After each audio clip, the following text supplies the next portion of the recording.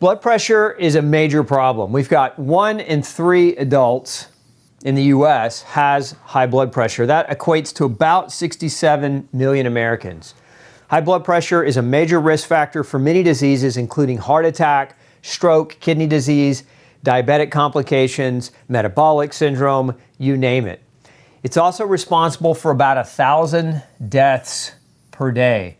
So if you've been told you have high blood pressure, if you've been diagnosed, this is life-threatening. It can kill you. But the good news is it's very easy to bring under control with diet and lifestyle changes. We're going to dive into those tonight. We're going to talk about the top nutrients that you can use to help with your blood pressure. We're also going to be talking about medications. We're going to be talking about strategies in your lifestyle that can bring it down, that you can implement walking away from today's show. So stay with me all the way through. Let's start with 3 ways that high blood pressure occurs. Now, if you understand this, the rest of the show is going to make so much better sense for you. But one of the things that occurs is oxygen to the brain is reduced. You have little receptors in your blood vessels that feed your brain. They're called osmoreceptors, and they register the oxygen being pumped by your heart through your bloodstream to your brain. If these receptors are reading low O2 or low oxygen, they're going to send a message back to your cardiovascular system to increase your blood pressure because the brain needs oxygen to keep you in the game. So one of the things that drives oxygen down that is super common is anemia. Whether it's large cell or small cell anemia, iron deficiency anemia, B vitamin deficiency anemia, any one of these things can start to impact or affect oxygen getting to your brain. Aside from anemia, breathing. Many of you sit at a desk, bent over in a forward posture, and you're closing down your lung field, and your oxygenation from the atmosphere to your lungs to your blood is reduced, in some cases up to 20%. And that also will reduce the oxygen to your brain. So now that you know that, a couple of simple things. Your doctor can check for anemia, super easy to do, but don't forget to breathe. Now, that's one way. Let's talk about chronic stress. We're going to talk a lot more about strategies around chronic stress. But stress is basically broken down into some major categories. One is what most people think of stress is the emotional component. Emotional stress. Maybe you had a bad day at work. Maybe you had a fight with somebody you care about. Maybe you're just not having a good day as a total. Maybe you had bad traffic coming to work. Stress, right? But there are other types of stress that oftentimes get overlooked. One of the forms of chronic stress is lack of adequate sleep. This is a major stressor for many of you. When you don't get adequate sleep, there have been major studies published on sleep deprivation driving up blood pressure. But it's a form of stress if you want to think of it simplistically. And then additionally, we have the chronic stress of chemistry, I should say chemicals, right? So what are the chemicals that drive chronic stress? How about pesticides and herbicides, chemicals in your food, dyes, preservatives, artificial flavoring, artificial colors, emulsifying agents, the chemicals in your products that you use to clean your home, the air fresheners. These are all examples. There's also chemicals like heavy metals. For example, we know that lead toxicity drives up blood pressure. Lead displaces minerals in your blood vessels that help your blood vessels contract and relax. So heavy metals is a form of chronic stress through chemistry. We also know that other types of stress, microbial, your microbiome plays a major role in how you make stress hormones. A lot of people aren't aware of this, but this is a very common consequence, microbial imbalance of antibiotic use. So if you've been on a lot of antibiotics and you've disrupted your microbiome, that's a form of chronic stress that can absolutely drive blood pressure in the wrong direction. There's also the chemistry of your diet, and we're going to talk more in depth about that, so I'll stop there. But diet provides vitamins and minerals that regulate your blood pressure. Diet provides carbohydrates, fats, and proteins. And so diet can be your best friend and help you lower your pressure, or it can be your worst enemy. It can drive your pressure up. But those are all the basic stressors. Then we come over here to inflammation. And a lot of the things that cause stress drive the process of inflammation.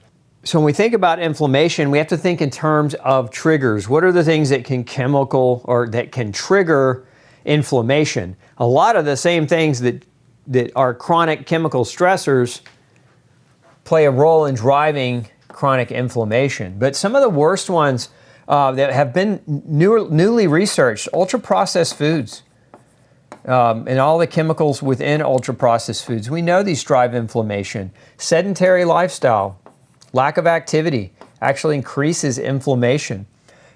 So inflammation, think of inflammation as the key driving process, because when you're inflamed, your blood vessels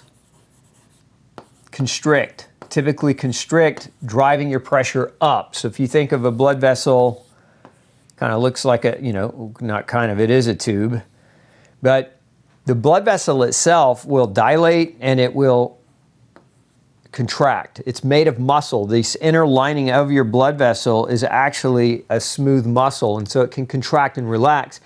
But when inflammation is present and high, it disrupts the capacity for that blood vessel to do that work. And one of the reasons why is it affects a chemical called nitric oxide, which dilates your blood vessels. So inflammation, anything that causes it, can affect your nitric oxide and subsequently drive up your pressure. So those are the main three mechanisms. Keep those in the back of your mind as we go through the rest of this. So we look at the large body of known things that can cause high blood pressure. And these are triggers that drive what? They can either drive reduced oxygen to your brain, they can drive up stress, okay, or they can increase inflammation. So pulling from the prior slide, keep that, like I said, keep those things in mind. So we look at obesity. I know that in our society today, obesity is being normalized. And it's really, and to me, it's quite sad, because the people who are overweight, I mean, this is no judgment to people who are overweight, but obesity in and of itself is inflammatory. It's an inflammatory process. This has been so well studied, and it's such a tragedy that doctors are now trying to call this genetic. It's not genetic. We do not have a weight problem because we have bad genes. We have a weight problem because we have an environment that is conducive to over-calorie consumption, under representation of physical activity, mass exposure to all different types of lifestyle, environmental chemicals and behaviors that can drive up blood pressure, that can drive up inflammation, causing obesity. We're exposed to plastics and other chemical compounds that are sometimes being now referred to as obesogens, meaning they drive obesity. Even if you weren't overeating, they drive hormones, they change your endocrine system to shift you toward more of a fat storing component. So we gotta look at obesity not as, don't embrace it. If you are struggling, get help, but don't embrace it as normality, because it very much will catch up with you and it will become a problem. Sedentary lifestyle. Now, sedentary lifestyle feeds into obesity, but lack of activity actually creates hormonal changes. Your muscles are an endocrine tissue. They actually produce different chemicals that regulate hormone production, that regulate weight gain and weight loss, and regulate blood pressure. So when you're sedentary, that's bad news. Now, this also feeds into it, right? Lack of exercise. So there's sedentary lifestyle. There's a lot of you that maybe you exercise, and maybe your exercise comprises maybe 20 to 45 minutes of your day, and then the rest of your entire day, you're very sedentary and don't move much. You can exercise and still be sedentary. That's my point. So we want to have the best of both worlds here. We want to have some kind of formal exercise that we do consistently on a regular basis, but we also want to have some ability to move normally during the course of our day. That movement, ideally, most of you have heard the kind of the 10,000 steps as a general rule for adequate movement in a day. I would say it doesn't necessarily need to be 10,000. It could be 6 to 10,000. Somewhere in that neighborhood is a pretty good goal to try to achieve, to overcome sedentarianism. And then again, organized exercise anywhere from 20 to 45 minutes is adequate, especially if you're doing weightlifting or high-intensity interval training. Not enough sunshine is a major contributing factor for many different reasons. One of the things that sunshine helps us make is one of the most powerful antioxidants in the body called melatonin. Now, melatonin regulates sleep, but it's also an antioxidant, as I mentioned. And so the important thing to understand about antioxidants is they regulate inflammation, right? So if you have inflammation, one of the ways we deal with that inflammation is through the production of antioxidants. So when you don't get adequate sunshine and you don't make adequate melatonin, it's going to affect your antioxidant status. Now, sunshine is also important for vitamin D. Vitamin D is necessary to absorb calcium, and calcium is important for regulating blood pressure. But research has also shown that vitamin D deficiency can increase blood pressure. So sunlight in and of itself, think of it as a blood pressure medicine. Really, honestly, it's just free. It doesn't cost you anything. The pharmaceutical companies don't make any money when you go outside. Poor muscle mass. The less muscle that you have, to a certain extent, the higher your blood pressure goes. Muscle regulates blood pressure, it regulates blood sugar and blood viscosity. So if you have low muscle mass, you're going to have a greater risk toward the development of blood pressure problems. And then we get into some of the super well-known smoking. It's been known for years that smoking, especially the chemical cigarettes that are loaded with all the preservatives and other things, you drive that stuff into your body and it drives inflammation. It depletes vitamin C and other nutrients that regulate blood pressure, a major impact on risk. We know that alcohol causes malnutrition. That's one of the side effects. And so many of the nutrients, especially the B vitamins, are depleted heavily by alcohol consumption. And as you'll see in a minute, the B vitamins regulate your blood pressure. We have excessive caffeine intake. How many of you do heavy energy drinks or drink a pot of coffee a day? It's not that caffeine is necessarily bad. It's quantity, right? So a lot of people are 500, 600 milligrams a day. And remember what caffeine does. It leads to an increase in adrenaline. And adrenaline is going to stimulate or vasoconstrict, in many cases, your blood vessels is going to contribute to elevations in blood pressure. We know that diet, especially inflammatory ultra-processed foods diets, can drive up blood pressure. There's been an ongoing research study for decades now called the DASH diet. DASH stands for Dietary Approaches to Stop Hypertension, right? And so this diet has been being studied, like I said, for decades, and it controls blood pressure. And what is the key element of the DASH diet? It's real food. I mean, very, very simply put, it's reduced. They say sodium, but it's really not sodium, because sodium's not the bad guy. It's reduced MSG. Processed garbage junk food full of MSG drives up your blood pressure. Eating whole real foods has a regulatory effect on it. So DASH is one of the diets that's very well established as something that can bring blood pressure down. We got carbohydrate toxicity. One of the biggest problems with carbohydrate toxicity, and if you want to reframe that, you just say diabetes, right? There's a lot of people with blood sugar, insulin resistance, or prediabetes or diabetes. What that in essence is it's carbohydrate toxicity. You're eating more carbohydrate than your body has the capacity to process, and so you're developing thicker blood or increased blood viscosity. Extra glucose increases thickness of your blood. It makes your blood sticky, puts more pressure on your heart and your vascular system, elevating your blood pressure. We know that chronic allergies, food and environmental, can drive inflammation. Remember, inflammation is one of the key cornerstones to elevating blood pressure. We mentioned before high stress.